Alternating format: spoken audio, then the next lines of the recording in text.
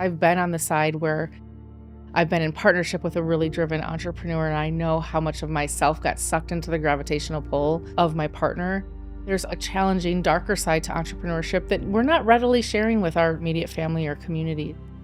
So it can feel isolating for a spouse. It takes two extraordinary people to create one extraordinary relationship. So it really is about both people getting really good at taking care of themselves first so that they're bringing their best self to the relationship.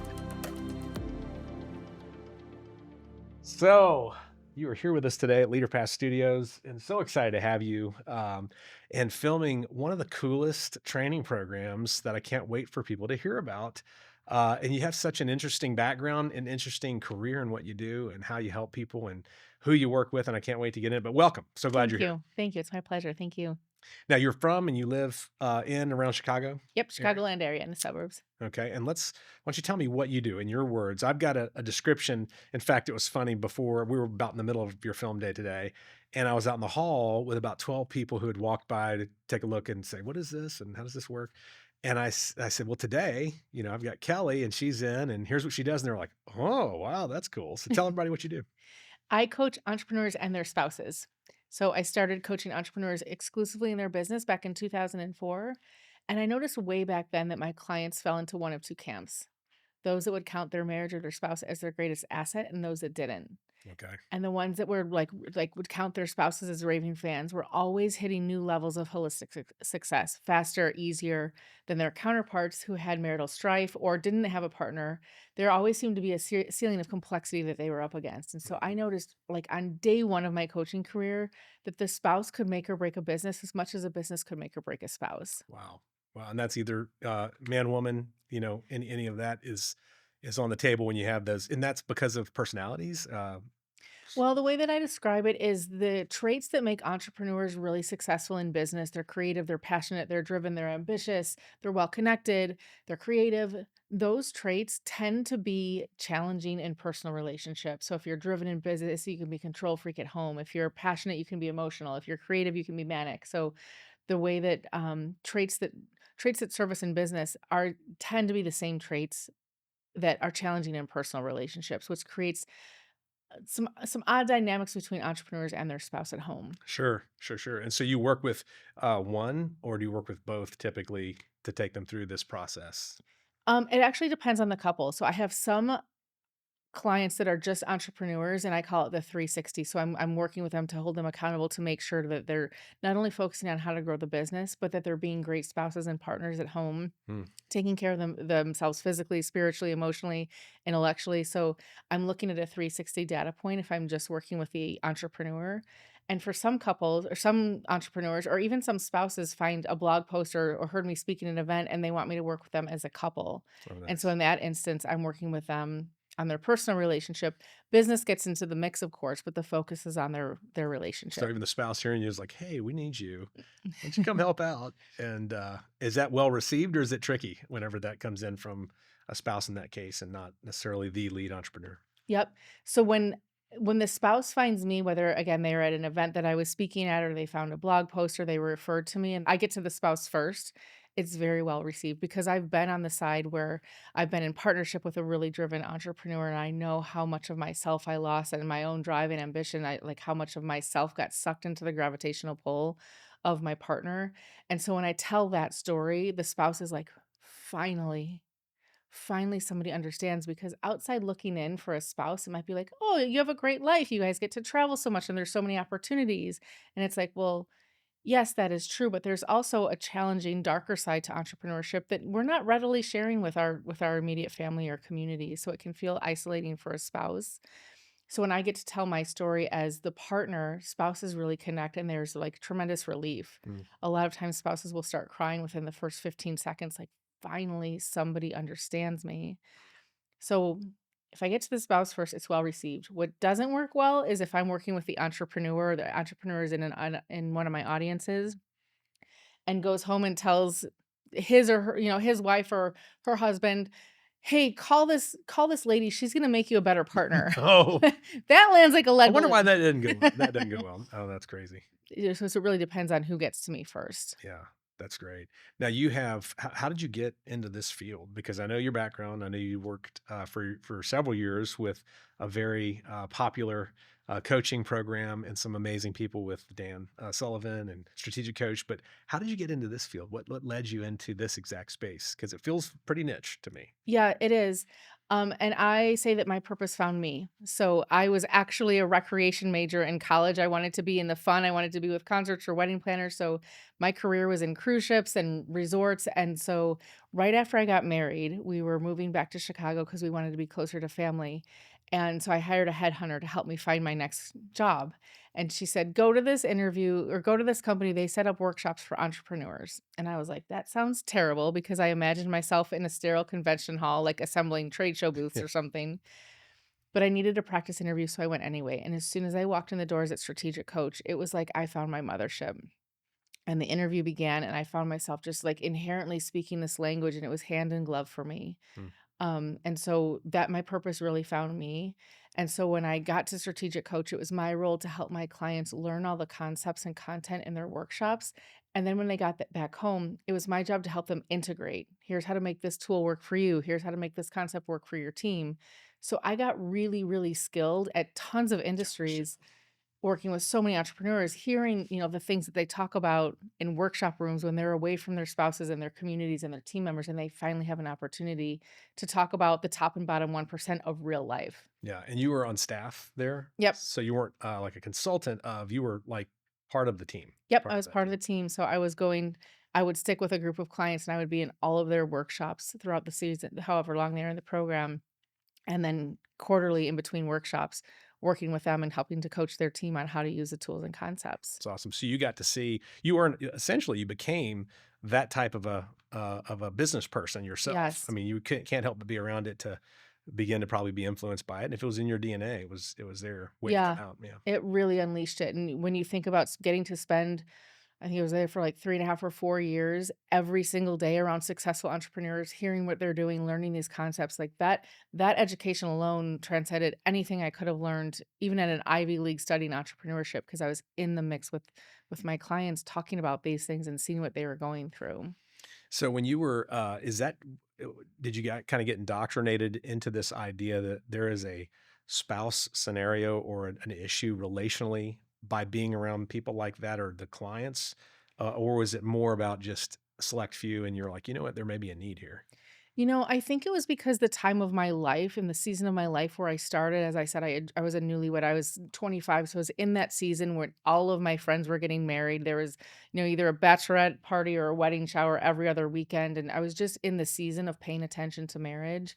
And I think that's why I tuned in when my clients were talking about their relationships or their marriage or their spouses. There was a lot of divorce. When you go through a divorce, there's not a box that says I'm an entrepreneur, so there's no way to really track the divorce statistics among entrepreneurs, but Mm, my experience tells me that it's very high. mm. Most entrepreneurs I know are on their second, maybe third marriage, and so I knew that there was a dynamic there, and I just had a really high appreciation for the spouses of entrepreneurs, for what they were doing, whether they were supporting or in the business with or had their own business. I just had a natural affinity for the spouse, Mm. but it wasn't until I was in partnership and experienced it myself. Because outside looking in, I was like, "That would be great. You go to brunch and workout classes, have leisurely mornings." Like, I just had an idealistic picture of it until I was in it, and it was like, "Oh, there's a whole other dark side to this." Like, we're borrowing personal finances to pay payroll, and, when team members quit, it feels very personal, and, when investors pull out, like, it just becomes a very personal way, and having my partner having so much attention on the business, how lonely I felt. Like, I felt like I was just constantly waiting. I describe it as feeling like I was on the floor waiting for the crumbs of his attention to fall because so much of his mind share was occupied by the business. So, over time, it got harder and harder to connect with him. So, being in that relationship was what, like, really revealed the need and, like, how much support the spouse needs. Because entrepreneurs, we have the networking groups and the workshops and the podcasts and the books. Like, there's so many resources to support entrepreneurs who tend to feel very lonely in their business, even lonelier as a spouse because there's not as much support for him or her. Hmm. So that moment, so when you started feeling that from that perspective and you're combining your exposure to this amazing elite kind of thought process thinking as an entrepreneur. Mhm. Is that what eventually pushed you out and said, okay, I need to create something here? How did you get to that point? Yeah, because I was seeing at this point, I had already left strategic coach when my oldest son was born. I stayed home with him and I started coaching, other programs from my house. So I was working Okay. from home. So I had the flexibility, and so I was still engaged in coaching other entrepreneurs for other programs like Lifebook, Colby, Dream Manager, and the themes were consistent. So I just saw the need how when entrepreneurs were growing because they were continuously learning, growing, being exposed, like their worldview was expanding. And if the spouse wasn't, that gap only widened. Hmm. And that's why I call my book Grow Your Business Without Growing Apart, because I focus on helping the spouse grow in his or her own identity as well. Hmm. You know, two extraordinary people create one extraordinary relationship. And I didn't want the spouse feeling left behind. I also didn't want the spouse feeling ill-equipped, like, "I don't know how to do this," and so that's one of my giftednesses. I can meet the spouse where he or she is at and just, like, give them the space to kind of figure this out as well so that they can grow alongside their partner. Right. You talk about, on that note, you talk about um, a type. We talk about alpha, Mhm. beta, and then what you put as omega. Can you walk me through what those definitions are and kind of describe that entrepreneur or that spouse Sure, and how they kind of, I guess, tell me about the challenges that they run into. sure. So alpha tends to be entrepreneur. Not always true, but generally speaking, an entrepreneur would tend to fall somewhere on the alpha spectrum. Alphas are the more confident, dominant, natural leader partners, and I have that spectrum broken into two pieces, healthy and unhealthy. So I want like alpha's great quality as long as they're practicing empathy and they're practicing the needs of they're addressing the needs of the tribe, whereas an unhealthy alpha is very self-preserving, will dominate, control, hyperfixate, and everybody around them ends up feeling like they're in survival mode. Hmm. And so I work to make sure that entrepreneur alpha is always maintaining a healthy balance of being self-preserving and empowering of those around them. Conversely, on the other spectrum, we have beta. Generally speaking, alphas tend to gravitate towards beta. It's a little bit of an opposites attraction. So the partner of alpha would be considered beta.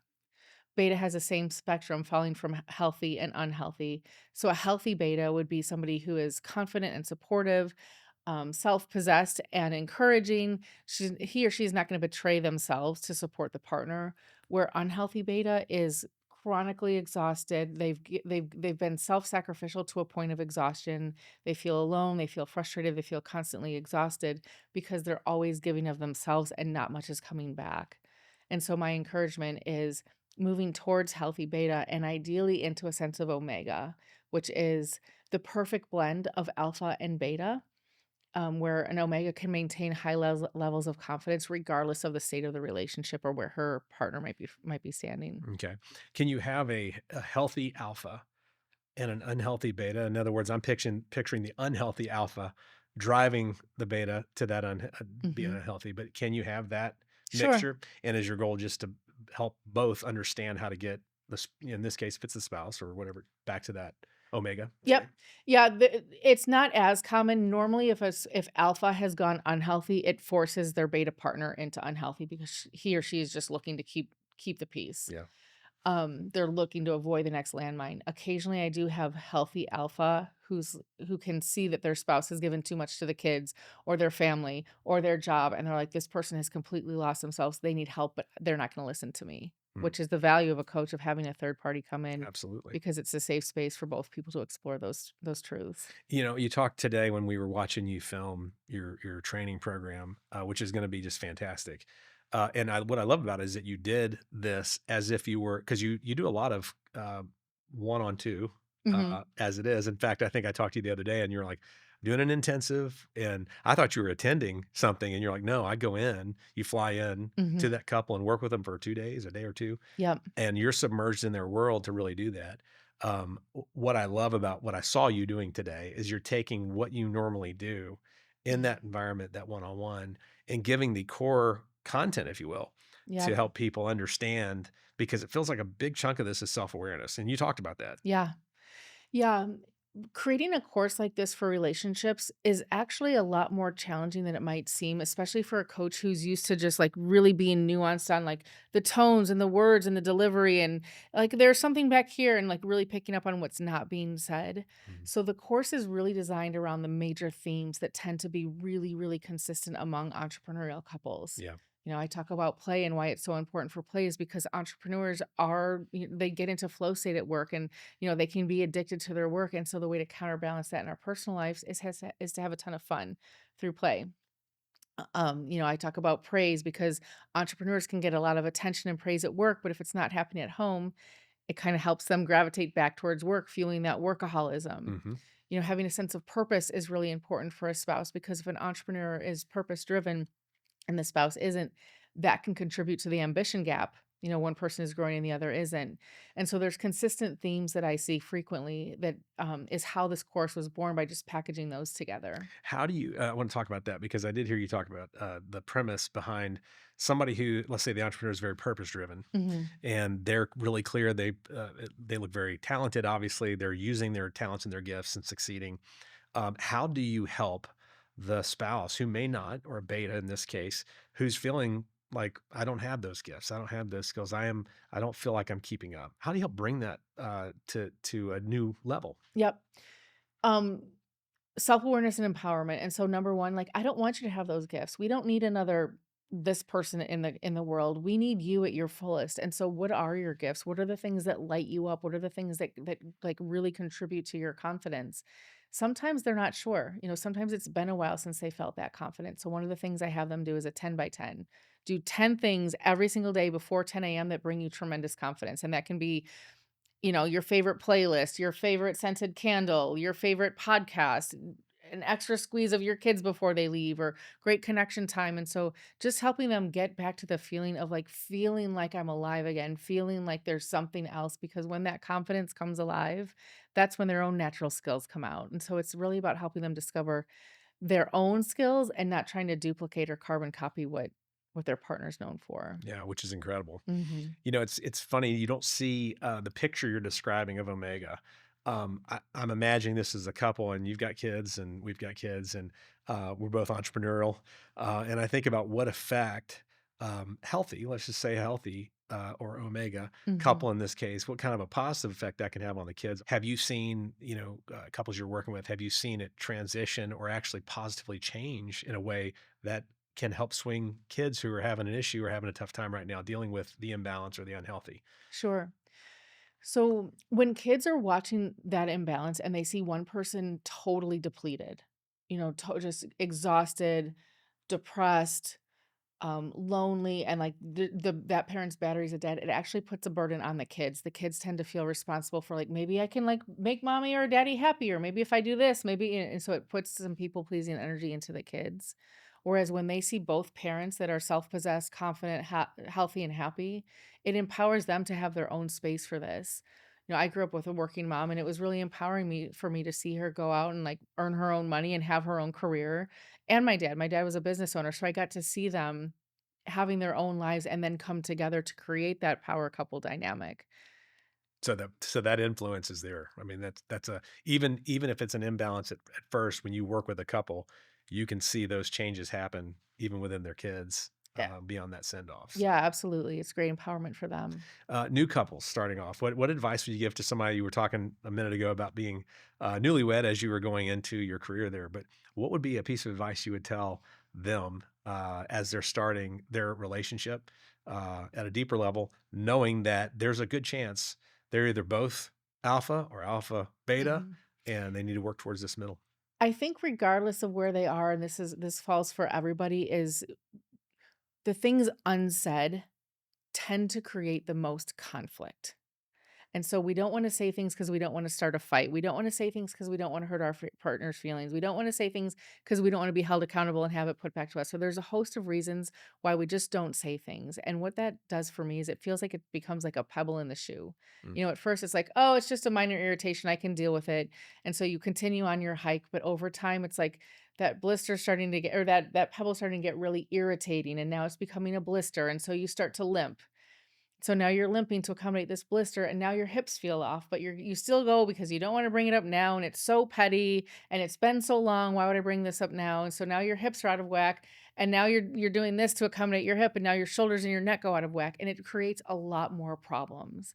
And so the advice I would say is early and often and consistently addressing the petty things because it's always the petty things that become the bigger irritants and cause greater problems later on.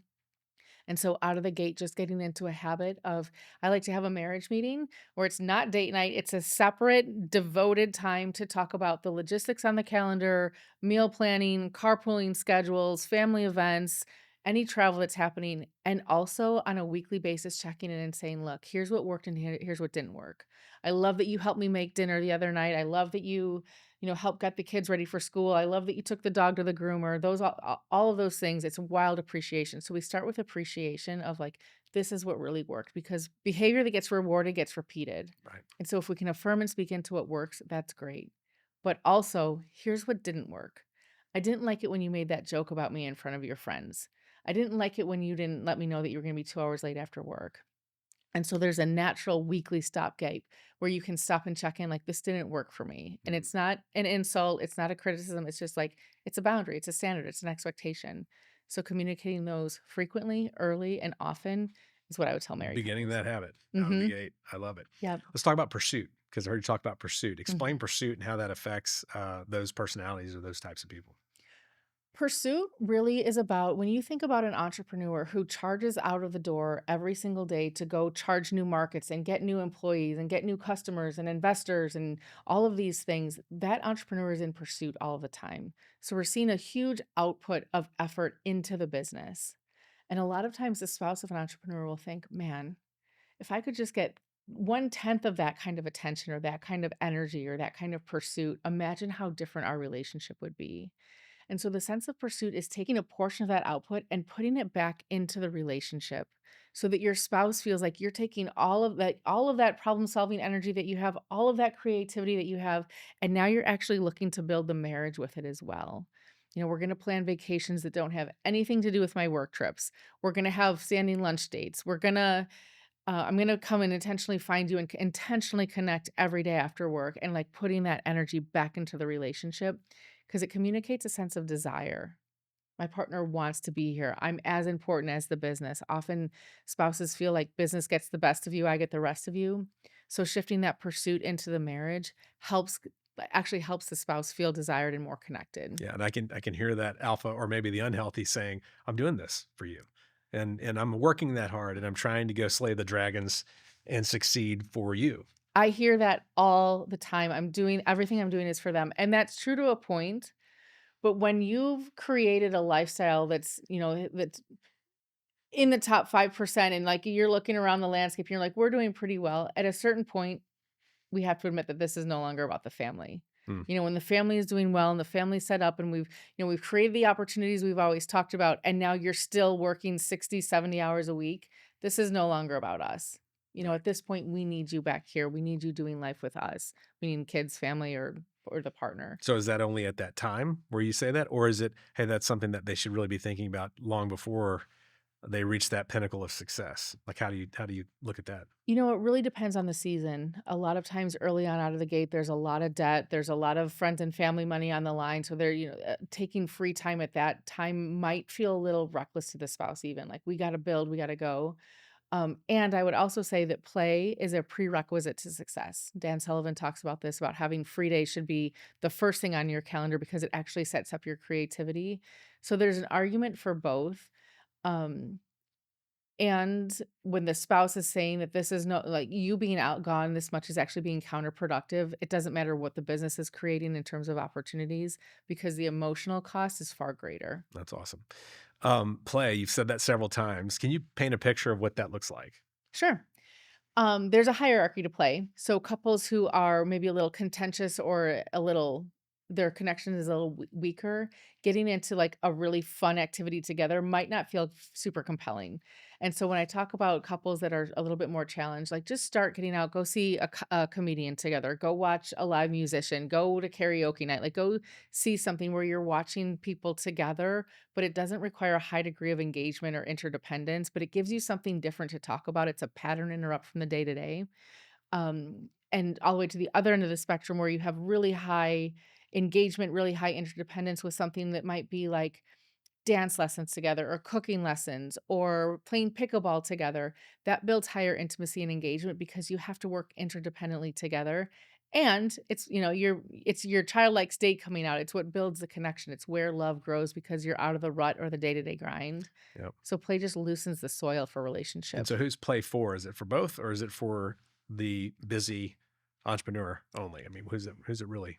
Absolutely for both. Again, play will mimic flow state. So entrepreneurs can get into flow state where they're getting really great results with very little effort. It just feels like life is coming through them. That's flow state. And so when we get into play, we can mimic flow state. So again, that balances the scales of work is more fun, or I'm more confident at work than I am at home. Integrating play into the personal life is really important to keep the scales balanced for the entrepreneur and the spouse. If the spouse isn't working, even though they never go to work, they never get a day off.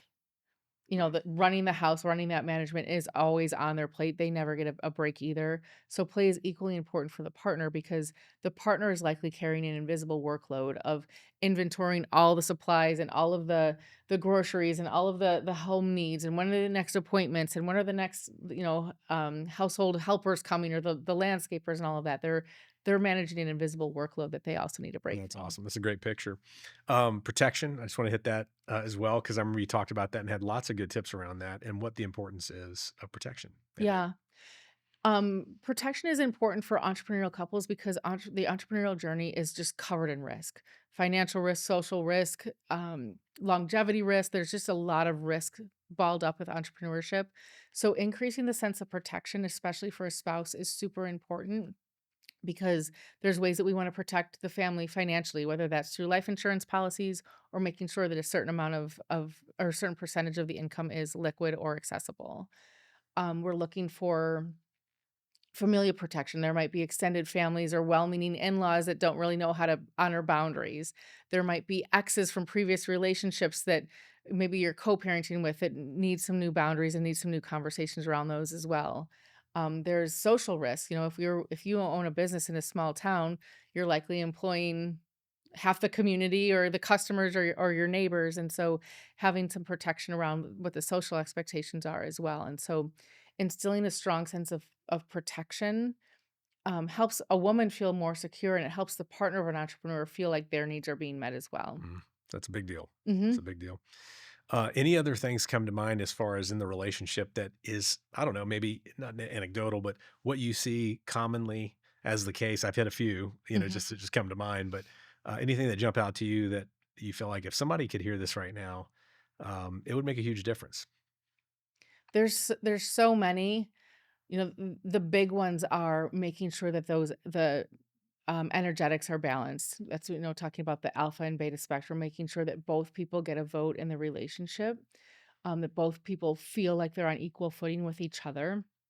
It takes two extraordinary people to create one extraordinary relationship. It takes two happy, healthy people to create one happy, healthy relationship. So it really is about both people getting really good at taking care of themselves first so that they're bringing their best self to the relationship. And then the strategies, like we've covered, play, pray, and affirming one another, having a strong sense of affirmation with your partner, making sure the compliment to criticism ratio is balanced is one of the most important things so that the spouse feels deeply seen and connected at home.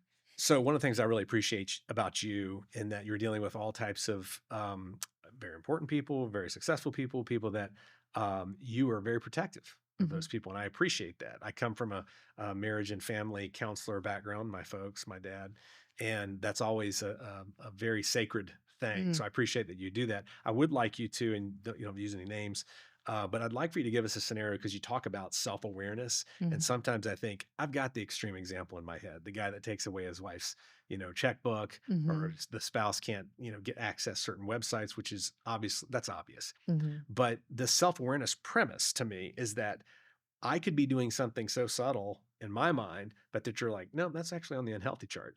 So can you give us a picture, paint just a picture of a real life scenario? Don't use names, of course. I know Sure. you wouldn't, but I mean, and just give us an idea, just in case that helps shed some light. Sure. One that's coming to mind is a gentleman we will call Adam, and he hired me to work with him in his business. So he started out as just a coaching consulting client, and we were making really good progress. We were hitting new goals, and he was like, I think you could benefit. I think my wife could benefit from working with you. Or, can we start to bring her into the coaching as well?" I was like, "Absolutely," and I couldn't wait to talk to her. So he connected us, and I got on the first call with her. It was just the two of us. We will call her Abby, and, she was one of the ones that started crying right away. And I was really shocked because he was so excited for me to work with her and empower her. I was like, "Oh, this he's healthy alpha. He wants her to rise up." But as I started talking to her, she was like, "I have never met anybody who understands this." So she was really emotional very Really? early Okay. on. And she started to tell me her experience, and she was like, "He's mad all the time. If I leave my shoes off at the wrong part of the house, he's frustrated. If the kids close the cabinets too loud, he's frustrated." And so she started telling me a lot of the nuances of what it was like to be under the roof with him. And I was like, "Oh, he's a very different character from." Interesting. Yeah. Yeah. So in my next call with him, there was some conversations about like, here's what your anger feels like. And so in his mind, it was like, well, what's the big deal? Like, I get over it quickly. I just need to speak my mind and express why I'm frustrated, and then we move on. And it was like, "Well, you move on, but they're still scared." And now everything they're doing, they're putting through the quote unquote Adam lens of, is this gonna make him mad? Is this the right spot? So they don't have the freedom to be themselves. They're putting everything through a filter to see if this next move is gonna get them in trouble. And so he had a lot of self-awareness to understand where his lines of demarcation were in terms of what he could control or influence. And Abby had a lot of work to do to realize where she had just, like, kind of accommodated it and started acquiescing to all of these different, demands and, what her role in it was. And so we worked really hard to get her confidence back up, to get her to set boundaries. And one of my favorite moments in my work with them was, um, they were out on a date, they got into some kind of disagreement, the date ended early, they went home, and she was like, "You know what? I'm actually sick of this. I don't actually care if I make him mad anymore." So they got home and were in separate rooms, and she was in one room, and he came in and he started in on her, and she said, "I raised my hand and I said, 'You know what? I'm not going to be a part of this anymore. You're not allowed to talk like this to me anymore.'" And she set a big bold boundary. And she's like, I actually saw his eyes light up like, "Oh, she stood up for herself." And separately, he told me, he's like, "I actually respected her so much more." Really. Like, when she came Yeah. back and pushed back at me, I was oddly turned on because I was like, "Oh." Like, it felt good to know, like, it felt good for her to push back to know that I wasn't gonna run off the edge. Wow. And is that a moment where you look at that and you go, "Hey, that's success," Mm. to both of them? Or are you saying, "Hey, this is Absolutely. a good thing"? Yeah, to both of Yeah. them, because the boundaries are necessary, and with an alpha, that setting a boundary or holding a boundary can feel like an act of aggression. When I can talk to both people to help them understand that it's necessary, all we're doing is identifying the board game. If you play a game, you need the rules. This is just what the rules are because it ensures longevity. The moment your spouse goes quiet, especially if it's a woman, if you're an entrepreneur and your wife goes quiet and stops making the requests and just seems really placated all the time, that's when you're almost beyond repair because it means she's given up. Boundaries equal longevity. It tells us how to play the game. It tells us that we want to keep going. And so when there's perspective and context on what those boundaries actually mean, it doesn't feel like such an act of aggression anymore. And that's communicating in order to establish those boundaries. Yes, Otherwise, they're by default. They may not be great. That's what you're saying. absolutely. So Absolutely. you talked about that being a favorite moment. Do you have a favorite type of audience or group that you get passionate about pouring into? And I love all entrepreneurial groups. I love spouses.